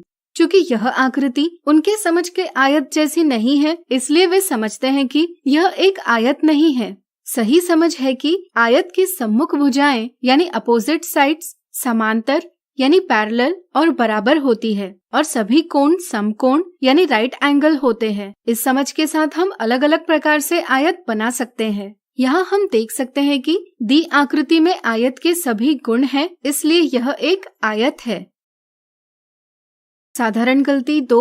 अब इस आकृति को देखिए, क्या यह एक वर्ग यानी स्क्वायर है? सोचिए सोचिए। चलिए हम बताते हैं, यह एक वर्ग है। कुछ बच्चे इसे एक वर्ग नहीं समझते। वे सोचते हैं कि एक वर्ग की भुजाएं कागज या स्क्रीन के किनारों से समांतर होती है। यहाँ दिए चतुर्भुज के भुजाएं स्क्रीन के किनारों को समांतर नहीं है, इसलिए वे समझते हैं कि यह वर्ग नहीं है। ध्यान रहे, किसी भी चतुर्भुज को सिर्फ देखकर पहचानने की विधि गलत है। चतुर्भुज को सही रूप से पहचानने के लिए हमें विभिन्न चतुर्भुजों के गुणों की समझ होना आवश्यक है।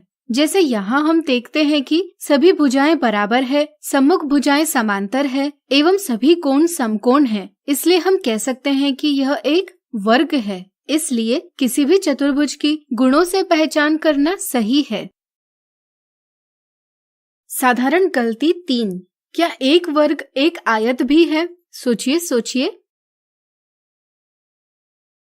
चलिए हम बताते हैं। कुछ बच्चे यह सोचते हैं कि एक वर्ग एक आयत नहीं है, क्योंकि वर्ग आयत जैसा नहीं दिखता। ध्यान रहे, हम गुणों के आधार पर चतुर्भुज की पहचान करते हैं, न कि सिर्फ देखकर। आयत की तरह ही वर्ग की सम्मुख भुजाएं यानी अपोजिट साइड्स बराबर एवं समांतर होती है तथा आयत की तरह वर्ग के सभी कोण भी समकोण होते हैं, इसलिए एक वर्ग एक आयत ही है। क्या एक आयत एक वर्ग भी है? नहीं, ऐसा जरूरी नहीं। वर्ग की सभी भुजाएं बराबर होना अनिवार्य है, लेकिन आयत की सिर्फ सम्मुख भुजाएं ही बराबर होती है, इसलिए एक आयत वर्ग नहीं हो सकता। ध्यान रहे, एक वर्ग एक आयत जरूर होता है, लेकिन एक आयत एक वर्ग नहीं हो सकता। साधारण गलती 4। क्या यह कथन सही है? हर वर्ग एक समचतुर्भुज यानी रोम्बस होता है और हर एक समचतुर्भुज एक वर्ग होता है। आइए हम यह कथन सत्य है या असत्य यह पता करने के लिए पहला कथन देखते हैं। इस कथन को समझने के लिए हम एक वर्ग बनाएंगे। दिए गए चित्र की भुजाएं हम रूलर की सहायता से मापे तो हम इन्हें समान लंबाई की पाएंगे। इसके सम्मुख भुजाएं भी समांतर है। यह दोनों भी समचतुर्भुज की अवधारणाएं हैं। इससे हम यह कह सकते हैं कि हर एक वर्ग समचतुर्भुज होता है। आइए अब दूसरे कथन को देखें। इस कथन को समझने के लिए हम एक समचतुर्भुज बनाएंगे। इस चतुर्भुज को मापने पर हमें यह ज्ञात होगा कि इसके भुजाओं की लंबाई समान है और सम्मुख भुजाएं भी समांतर है, लेकिन हम यह पाएंगे कि इसके कोण समकोण नहीं है। चूंकि उपरोक्त दो अवधारणाओं के अलावा वर्ग के चारों कोण समकोण होते हैं, मतलब यह आकृति वर्ग नहीं है, मतलब दूसरा कथन असत्य है। बच्चे समचतुर्भुज और वर्ग की अवधारणाएं अच्छे से पता न होने के कारण चतुर्भुज का प्रकार पहचानने में गलती करते हैं और गलत कथन करते हैं। इससे हम यह कह सकते हैं कि हर एक वर्ग समचतुर्भुज तो होता है, लेकिन हर एक समचतुर्भुज वर्ग नहीं होता। तो आज हमने देखी चतुर्भुज के प्रकारों से संबंधित कुछ साधारण गलतियां।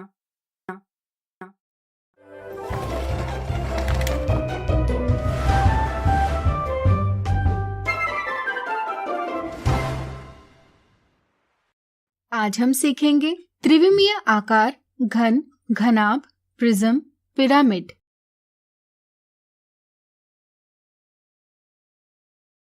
अपने दैनिक जीवन में हम अलग अलग वस्तुएं देखते हैं, जैसे किताब, फुटबॉल, टेबल, पासा, आइसक्रीम, शंकु इत्यादि। ये सभी आकार ठोस यानी सॉलिड है। ये आकार वर्ग, आयत, वृत्त जैसे सपाट यानी फ्लैट नहीं है। हम इन्हें त्रिविमीय आकार यानी 3 डायमेंशनल शेप्स कहते हैं। चलिए इन्हें अच्छे से जानें। यहाँ 3 आकृतियाँ हैं। पहली आकृति एक रेखाखंड यानी लाइन सेगमेंट है, जिसकी लंबाई 5 सेंटीमीटर है। यहाँ हमने इस रेखाखंड का वर्णन सिर्फ लंबाई के आधार पर किया है, यानी कि सिर्फ एक माप के आधार पर किया है। इस तरह अगर हम किसी आकृति का वर्णन सिर्फ एक माप के आधार पर करते हैं, तो ऐसी आकृति को हम एक विमीय आकृति यानी 1 डायमेंशनल फिगर कहते हैं। किरण और रेखा भी एक विमीय आकृतियाँ हैं। दूसरी आकृति की बात करें तो यह एक आयत है, जिसकी लंबाई 5 सेंटीमीटर है और चौड़ाई 3 सेंटीमीटर है। क्या यहाँ सिर्फ लंबाई या सिर्फ चौड़ाई के आधार पर इस आयत का वर्णन किया जा सकता है? सोचिए सोचिए। नहीं, यहाँ हमें दोनों माप बताना आवश्यक है। ऐसी आकृति जिसका वर्णन करने के लिए हमें 2 माप बताना आवश्यक होता है, एक द्विमीय आकृति यानी 2 डायमेंशनल फिगर कहलाती है। संक्षेप में हम द्विमीय को 2D लिखते हैं। साधारणतः सभी सपाट आकार जैसे वर्ग, पंचभुज, वृत्त इत्यादि द्विमीय यानी 2D आकृतियां होती है। तो क्या अब आप बता सकते हैं कि तीसरी आकृति का वर्णन करने के लिए कितने माप आवश्यक है? सोचिए सोचिए। बिल्कुल सही।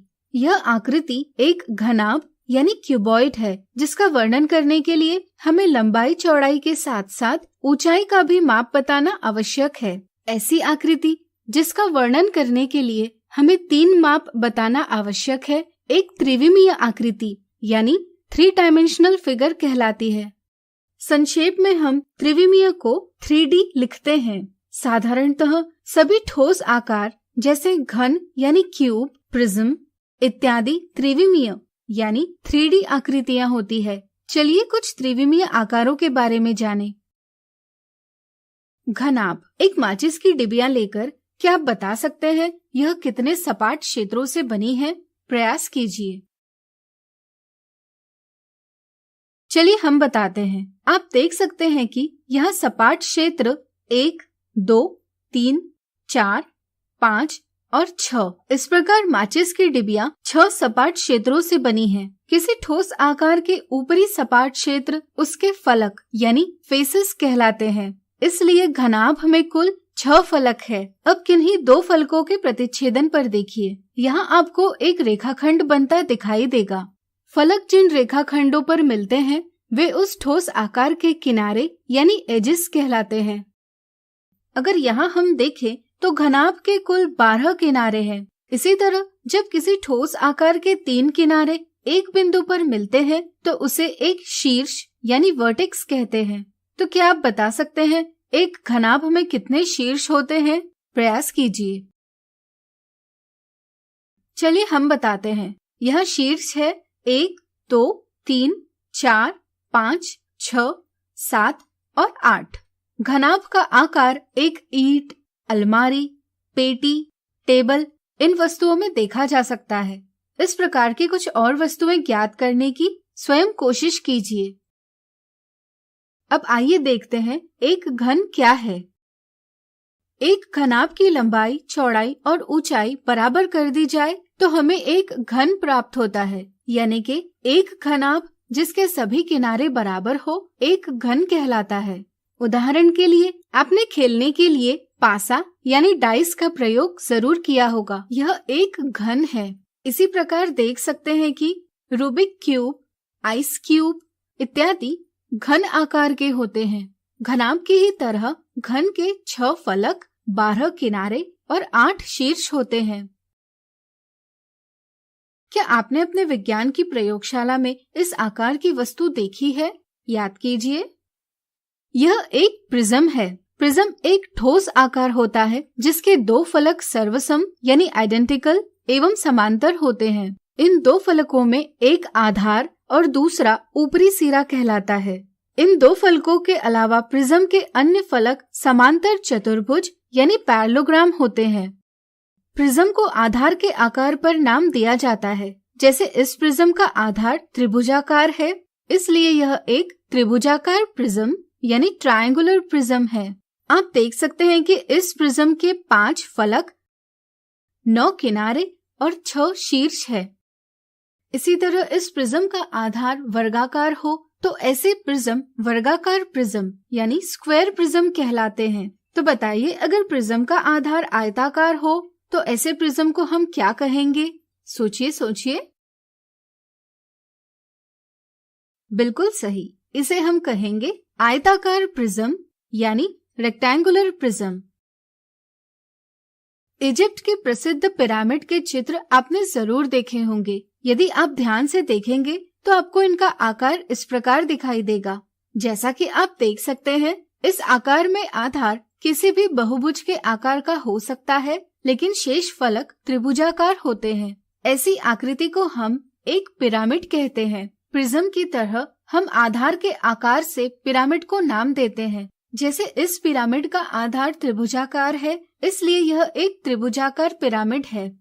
यहाँ आप देख सकते हैं कि इस पिरामिड में 4 फलक, 6 किनारे और 4 शीर्ष है। अब इस पिरामिड को देखिए। इस पिरामिड का आधार वर्गाकार है, इसलिए यह एक वर्गाकार पिरामिड है। क्या आप इसके फलक, किनारे एवं शीर्ष ज्ञात कर सकते हैं? वीडियो रोककर प्रयास कीजिए।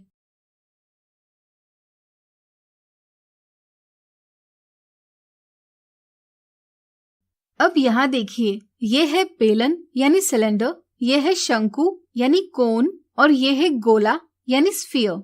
जैसा कि आप देख सकते हैं, बेलन में 3 फलक है, जिनमें 2 समतल फलक यानी फ्लैट फेसेस है और एक वक्र फलक यानी कर्व्ड फेस है। इसमें हम यह भी देखते हैं कि 2 किनारे हैं, लेकिन इसमें कोई भी शीर्ष नहीं है।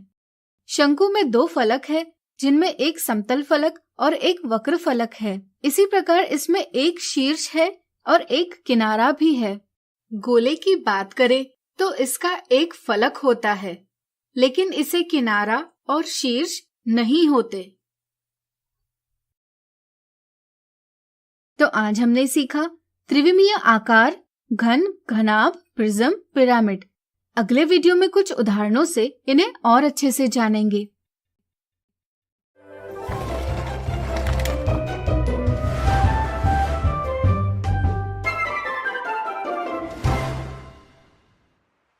आज हम देखेंगे त्रिविमीय आकार, घन, घनाभ, प्रिज्म, पिरामिड के उदाहरण।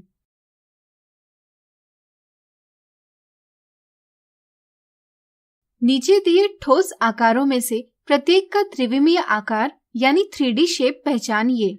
जैसा कि आप देख सकते हैं, आकृति 1 और 3 का आकार घनाभ यानी क्यूबॉइड है। आकृति 2 का आकार एक घन यानी क्यूब है। आकृति 4 और आकृति 5 का आकार प्रिज्म है और आकृति 6 का आकार एक पिरामिड है। अगला उदाहरण, नीचे दर्शाए घन का बिंदु युक्त रेखा से दर्शाया गया भाग अलग किया जाए तो वह कौन सा त्रिविमीय आकार होगा? ज्ञात कीजिए इस आकार के फलक यानी फेसेस, किनारे यानी एजेस और शीर्ष यानी वर्टिसेस कितने हैं? दिए गए घन का बिंदु युक्त रेखा से दर्शाया गया हिस्सा अलग करते हैं तो वह ऐसा दिखेगा। अगर यहाँ हम देखें तो सभी फलक त्रिभुजाकार यानी ट्रायंगुलर है, लेकिन कोई भी दो फलक सर्वसम यानी आइडेंटिकल एवं समांतर यानी पैरेलल नहीं है, यानी कि यह आकार एक प्रिज्म नहीं हो सकता। अगर हम किसी एक त्रिभुजाकार फलक को आधार यानी बेस मान ले तो बचे सभी फलक त्रिभुजाकार है, इसलिए हम कह सकते हैं कि यह एक पिरामिड है। चूंकि आधार एक त्रिभुजाकार फलक है, इसलिए इस पिरामिड को हम एक त्रिभुजाकार पिरामिड यानी ट्रायंगुलर पिरामिड कहेंगे। चलिए जानते हैं कि इस त्रिभुजाकार पिरामिड में कितने फलक, किनारे और शीर्ष है। आपको जरूर याद होगा कि त्रिविमीय आकार का प्रत्येक ऊपरी सपाट क्षेत्र फलक कहलाता है। जैसा कि आप देख सकते हैं, इस आकृति में कुल 4 फलक है। ये पहला, ये दूसरा, ये तीसरा और ये चौथा। अब किनारे पहचानते हैं। क्या आप बता सकते हैं त्रिविमीय आकार के किनारे किसे कहते हैं? सोचिए सोचिए। बिल्कुल सही, जहाँ त्रिविमीय आकार के 2 फलक मिलते हैं उस स्थान पर बनने वाला रेखाखंड त्रिविमीय आकार का एक किनारा कहलाता है। जैसा कि आप देख सकते हैं, यहाँ कुल 6 किनारे हैं। अब आइए पता करें इस आकार में कितने शीर्ष हैं। 3 किनारे जिस बिंदु पर मिलते हैं उसे उस त्रिविमीय आकार का शीर्ष कहते हैं। यहाँ आप देख सकते हैं कि कुल 4 शीर्ष है। अगला उदाहरण, नीचे दिए एल का आकार देखकर ज्ञात कीजिए इसमें कितने फलक, किनारे और शीर्ष होंगे। आपको जरूर याद होगा कि त्रिविमीय आकार का प्रत्येक ऊपरी सपाट क्षेत्र फलक कहलाता है। इस आकृति में फलक है 1, 2, 3, 4, 5, 6, 7 और ये 8, यानी कि कुल 8 फलक है। किनारों की बात करें तो यहाँ 1, 2, 3, 4, 5, 6, 7, 8, 9, 10, 11, 12, 13, 14, 15, 16, 17 और 18, यानी कि कुल 18 किनारे हैं। शीर्षों की बात करें तो यहाँ 1, 2, 3, 4, 5, 6, 7, 8, 9, 10, 11, 12, यानी कि कुल 12 शीर्ष है। तो आज हमने देखे त्रिविमीय आकार, घन, घनाभ, प्रिज्म और पिरामिड के उदाहरण। अगले वीडियो में इनसे संबंधित मिथ्या धारणाओं को दूर करेंगे।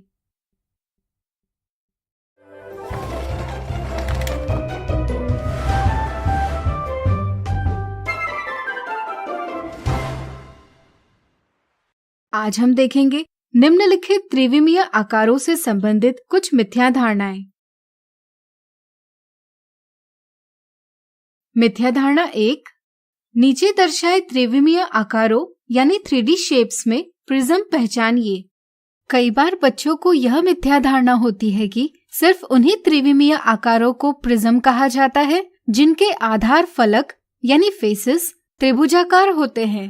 वे सोचते हैं कि सिर्फ आकृति D ही प्रिज्म है और इस समझ के साथ ऑप्शन 1 यह गलत जवाब देते हैं। इसी तरह कुछ बच्चे सोचते हैं कि घन यानी क्यूब और घनाभ यानी क्यूबॉइड प्रिज्म नहीं होते, इसलिए वे सिर्फ आकृति C और D को ही प्रिज्म समझते हैं और ऑप्शन 2 यह गलत जवाब देते हैं। प्रिज्म की पहचान करने के लिए उसकी व्याख्या को समझना आवश्यक है। प्रिज्म एक ठोस आकार होता है जिसके 2 फलक सर्वसम यानी आइडेंटिकल एवं समांतर यानी पैरेलल होते हैं। इसलिए कोई त्रिविमीय आकार प्रिज्म है या नहीं, यह पहचानने के लिए हम देखेंगे कि क्या उसके 2 फलक सर्वसम एवं समांतर है या नहीं। आकृति A में एक घन दर्शाया गया है। इसकी बात करें तो आप देख सकते हैं कि यहाँ किसी भी फलक के सामने वाला फलक सर्वसम भी है एवं समांतर भी है, इसलिए हम घन को प्रिज्म कह सकते हैं। इसी तरह आकृति बी में दिए घनाभ की बात करें तो इसमें भी दो फलक सर्वसम एवं समांतर है, इसलिए यह भी प्रिज्म है। इसी तरह आकृति सी और डी में भी हम दो फलक सर्वसम एवं समांतर है यह देख सकते हैं, इसलिए ये भी प्रिज्म ही है। इस तरह से सही जवाब है ऑप्शन 3। मिथ्या धारणा 2, नीचे दिए गए बेलन यानी सिलेंडर में कितने फलक है? कुछ बच्चे फलकों की गिनती करते समय वक्र फलक यानी कर्व्ड फेस की गिनती नहीं करते। वे सोचते हैं कि फलक हमेशा समतल यानी फ्लैट होते हैं, वे वक्र नहीं हो सकते।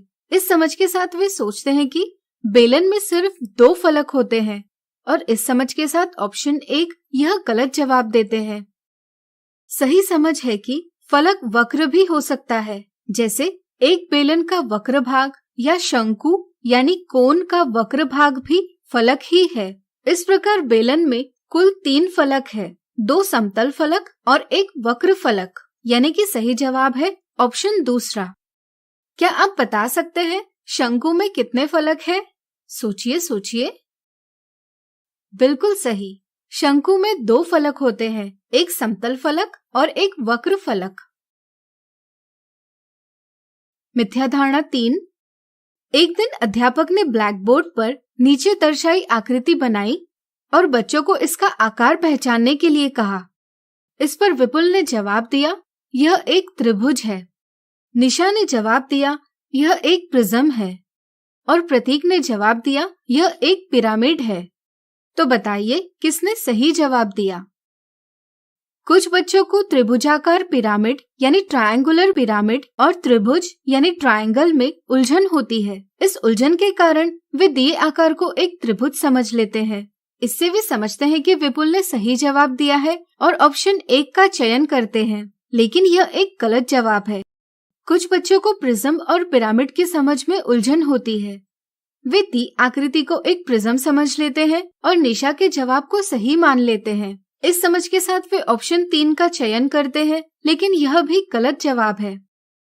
सही समझ यह है कि त्रिभुज एक सपाट आकार है, यानी कि यह एक द्विमीय आकार यानी 2D शेप है, लेकिन दी गई आकृति एक त्रिविमीय आकार है, इसलिए यह एक त्रिभुज नहीं हो सकती।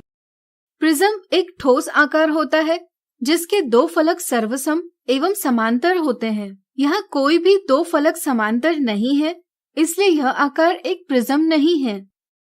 अगर हम देखें तो यहाँ सभी फलक त्रिभुजाकार है। अगर हम किसी एक फलक को आधार यानी बेस मानते हैं तो बचे सभी फलक त्रिभुजाकार है। ऐसी आकृति को हम एक पिरामिड कहते हैं। इसलिए प्रतीक ने सही जवाब दिया है, यानी कि ऑप्शन 2 सही जवाब है। तो आज हमने देखी निम्नलिखित त्रिविमीय आकारों से संबंधित कुछ मिथ्या धारणाएं।